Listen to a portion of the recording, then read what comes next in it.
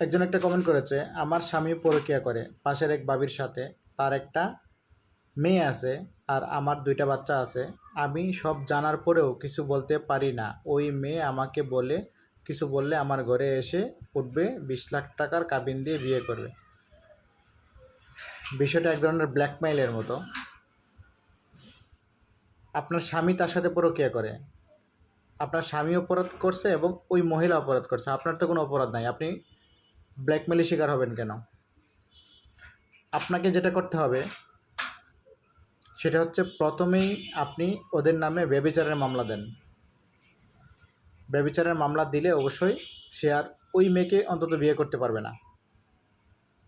আর তারও 2টা বাচ্চা আছে, না তার একটা মেয়ে আছে, আপনার 2টা বাচ্চা আছে। তো এগুলোর কথা চিন্তা করে হলেও আপনি আপনার স্বামীর বিরুদ্ধে মামলা দেন বিয়ে করার আগে। বিয়ে করার পরে দিলে হয়তো বা আপনার এই ডিভোর্স হওয়ার সম্ভাবনা বেশি থাকবে। আশা করি উত্তরটা পেয়েছেন।